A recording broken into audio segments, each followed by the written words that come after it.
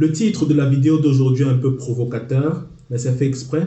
Mais ça ne signifie pas non plus que ce qu'il évoque est totalement faux. Parce qu'en réalité, il y a une part de vérité dans ce que dit ce titre. Pour réussir dans la vie, devenez riche. Et vous comprendrez à la fin de cette vidéo en quoi il y a une bonne part de vérité dans ce titre. Bonjour à toi, bienvenue sur Jésus Africa, la chaîne qui contribue dès aujourd'hui à édifier l'Afrique prospère de demain grâce à l'émancipation mentale et financière des Africains. Parce que l'évolution et la révolution qui changent vraiment une vie passent d'abord par un changement de mentalité d'une part. Et d'autre part, il est possible pour chacun d'entre nous d'avoir un impact positif concret sur le terrain en travaillant sur le plan économique afin de créer de la richesse. Car nous avons un continent à bâtir. Quand j'ai lancé mon exploitation d'élevage d'escargots au pays vers la fin de l'année 2019, j'ai eu presque en même temps le désir de commencer à faire des vidéos que je partageais sur mes réseaux privés. La vidéo qui va suivre est l'une de ces vidéos privées et je te prie de ne pas faire attention à l'incohérence chronologique qui pourra ressortir, mais plutôt, je t'invite à te focaliser sur la valeur du message qu'elle te communique.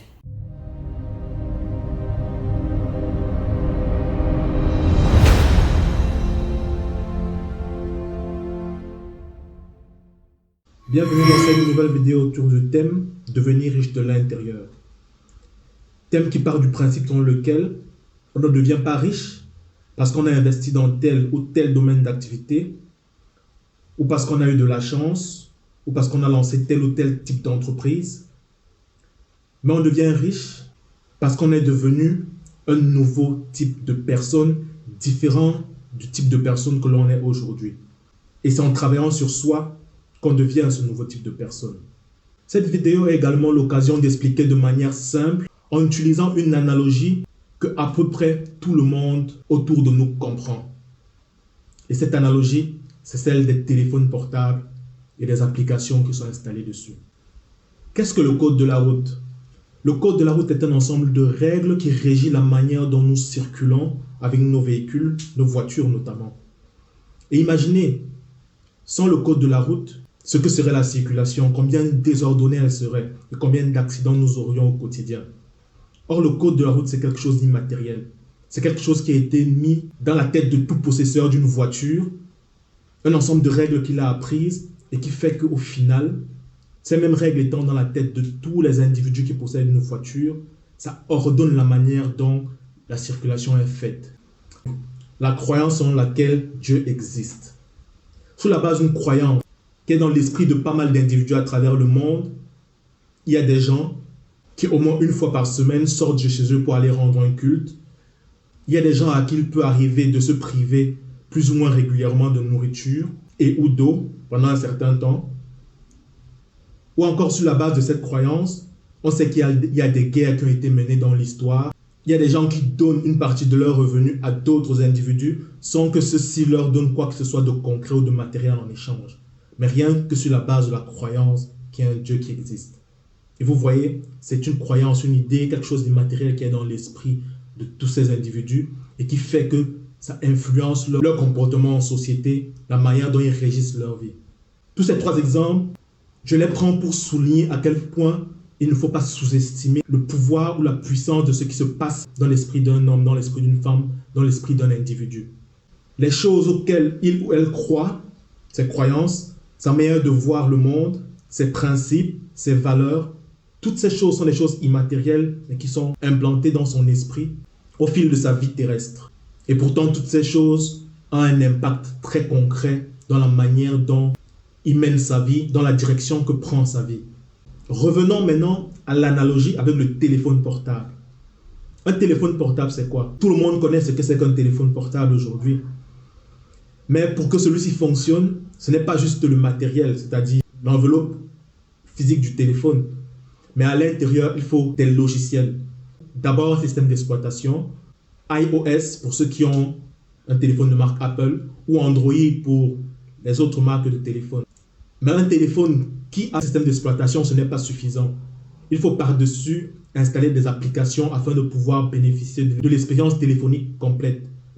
Par exemple, un téléphone qui n'a pas l'application pour appeler, l'application pour envoyer ou recevoir des SMS, c'est inutile. Un individu qui naît un peu comme un téléphone sur lequel il n'y a aucune application, si ce n'est peut-être le système d'exploitation, parce que à la naissance, nous avons le souffle de vie, nous vivons.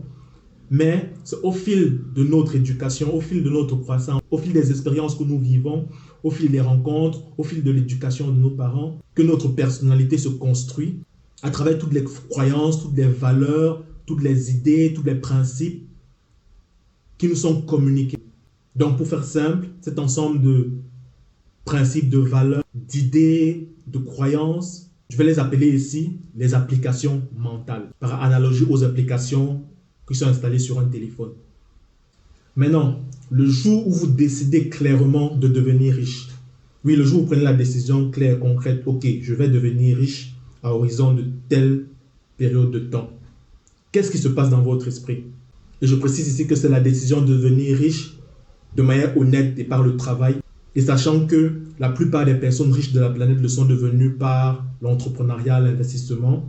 Donc, ça signifie ici que nous traitons du cas de quelqu'un qui prend la décision de devenir riche par ce même moyen, l'entrepreneuriat, l'investissement, et dans un cadre éthique. Donc, qu'est-ce qui va se passer dans l'esprit d'une telle personne? Elle constatera que il y a des applications mentales qu'il faudra qu'elle désinstalle. Oui, j'ai pris l'analogie avec le téléphone, comment on désinstalle une application. Il faudra qu'elle désinstalle un certain nombre d'applications mentales de son esprit. Il faudra qu'elle en installe d'autres à la place. Il faudra même qu'elle en installe d'autres qu'elle ne connaissait même pas. Et elle constatera également qu'au fil du temps, les nouvelles applications mentales qu'elle a installées, il faudra régulièrement qu'elle en fasse les mises à jour. D'où le fait de travailler sur soi régulièrement afin de devenir quelqu'un d'autre, ou autrement dit, devenir une meilleure version de soi-même. Oui, qu'est-ce que je viens de dire à l'instant?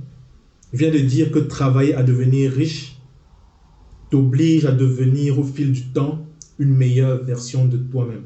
Et ce qui est intéressant avec ça, c'est que travailler à devenir une meilleure version de soi-même ne touche pas seulement au domaine financier, mais à tous les domaines de la vie d'un individu.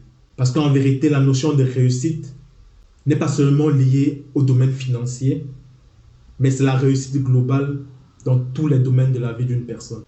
Et sur ce, je te dis merci et rendez-vous dans une prochaine vidéo sur Jazz Vie Africa.